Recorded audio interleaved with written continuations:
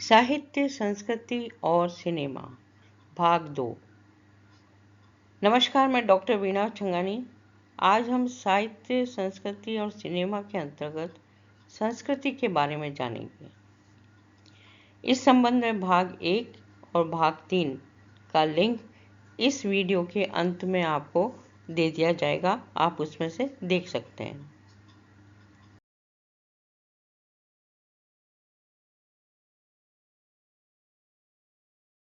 संस्कृति का तात्पर्य। संस्कृति किसी समाज के उन गुणों का समग्र रूप है जो उसके सोचने, समझने और काम करने के तरीके को दिखाती है। यानी विद्यार्थियों के हम कैसे रहते हैं, हम कैसे बोलते हैं, हमारा एक दूसरे के साथ व्यवहार कैसा है, यही सारी बातें हमारी संस्कृति है। अब हम बात कर रहे हैं इसके शब्द की उत्पत्ति की। संस्कृति शब्द क्री धातु से बना है, जिसका अर्थ होता है करना। इसी से 3 शब्द बनते हैं: प्रकृति, संस्कृति और विकृति। प्रकृति यानी किसी चीज की मूल या प्राकृतिक अवस्था जो प्रकृति से हमें प्राप्त हुई है। संस्कृति अर्थात जब उसी चीज को सुधार कर बेहतर बनाया जाता है। और विकृति जब वह चीज बिगड़ जाए। यानी यूँ समझ लीजिए कि हम मानव जाति का जब विकास हुआ तो एक प्राकृतिक अवस्था में इस धरती पर आया। धीरे धीरे यहाँ के लोगों ने संस्कृति के माध्यम से उन चीज़ों में सुधार किया। कपड़े बने, रहन सहन, एक दूसरे के साथ मिलजुल कर रहना आया। लेकिन धीरे धीरे क्या हुआ कि उसका रूप भी बिगड़ने लगा है। अब वो जो प्राकृतिक अवस्था थी, जो सुधार हमने किए थे, वो धीरे धीरे कहीं विलुप्त होते गए या हो रहे हैं, तो वो विकृति हो गई। तो यूँ कह सकते हैं हम कि कच्चा रूप प्रकृति, सुधरा हुआ रूप संस्कृति और बिगड़ा हुआ रूप विकृति।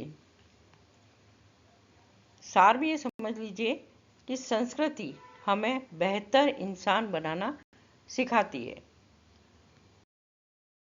बात करते हैं संस्कृति के अर्थ की। ये संस्कृति है क्या?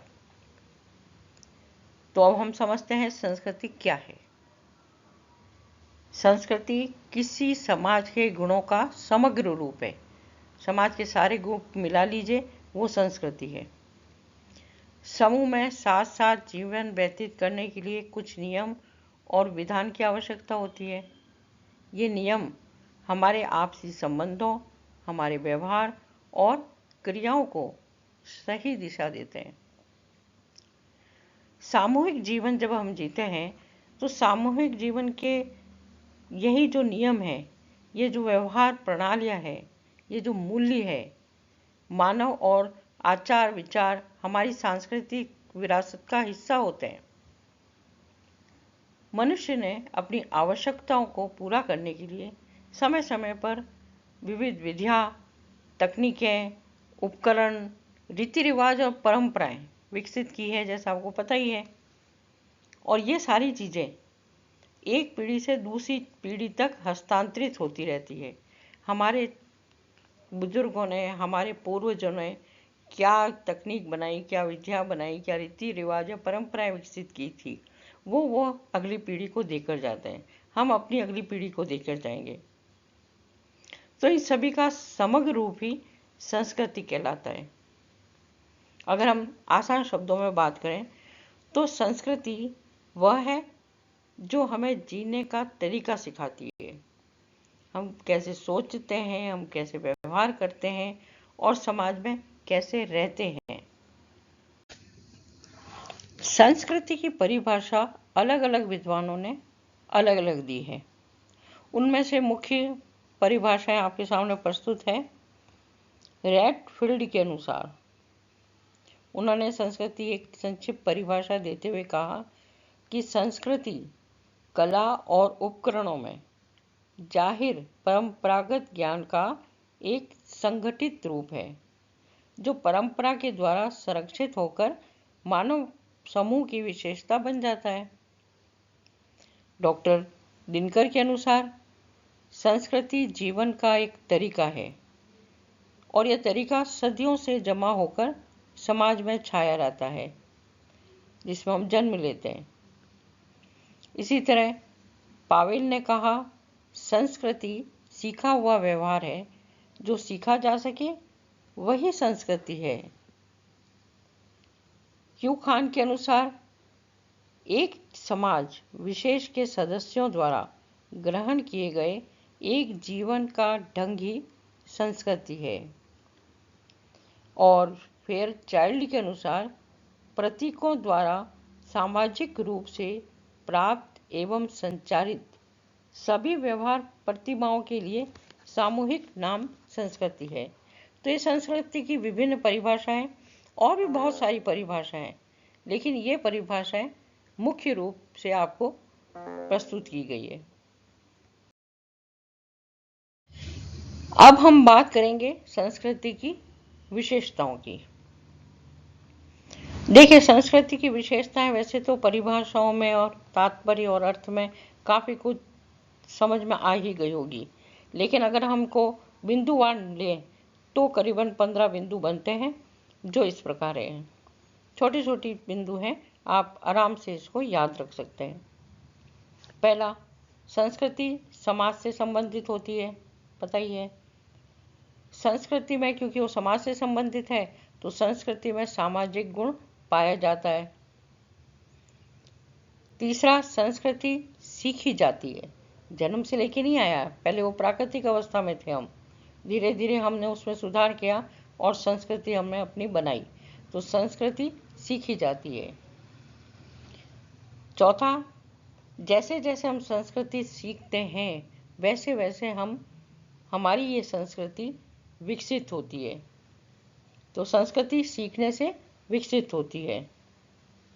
पांचवा, संस्कृति संचरित होती है, यानी एक पीढ़ी दूसरी पीढ़ी को ये संचारित करती है।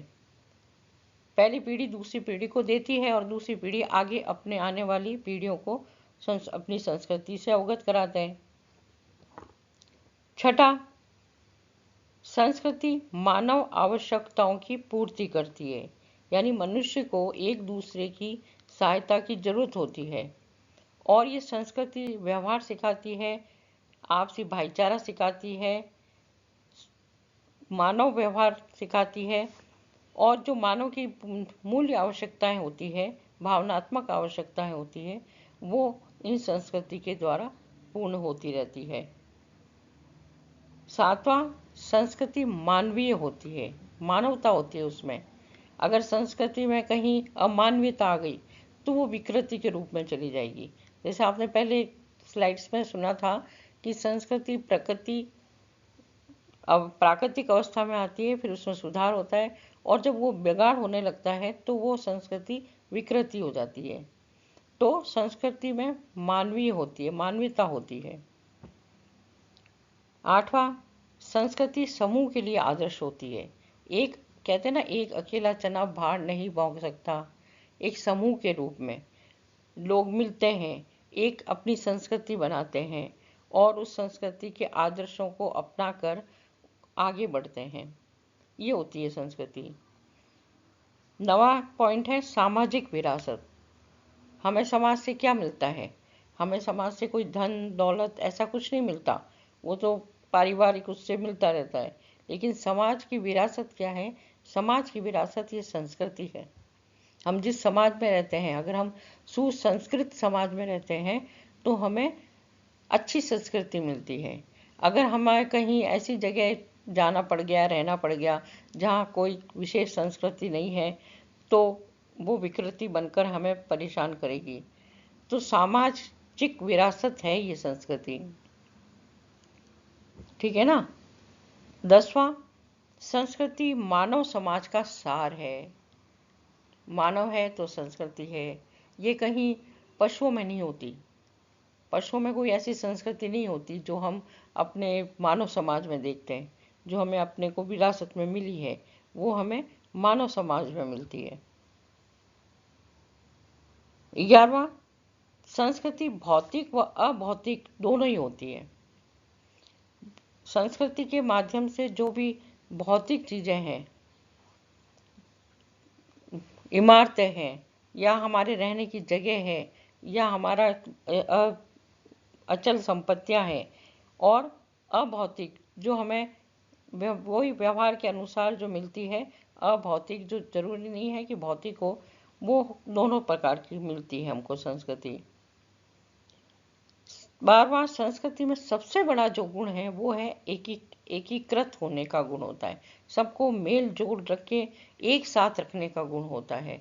सब प्रेम से रहते हैं, प्यार से रहते हैं, वहाँ संस्कृति है। क्योंकि 13वां पॉइंट में कहा गया है कि संस्कृति में सामंजस्यता करने की क्षमता होती है। एक दूसरे से सामंजस्य, एक दूसरे के लिए त्याग करके, उत्सर्ग करके, प्रेम करके रहने की क्षमता होती है। संस्कृति संगठित होती है। अंत में और 15वां हम ये कह सकते हैं विशेषता कि वो हमेशा संगठित होती है, संगठित होती है, संघ होता है, उसमें एक साथ रहते हैं। अब हम बात करते हैं कि संस्कृति और सभ्यता में अंतर क्या है। ज्यादातर लोग क्या है कि संस्कृति और सभ्यता को एक ही चीज समझ लेते हैं, लेकिन ऐसा है नहीं।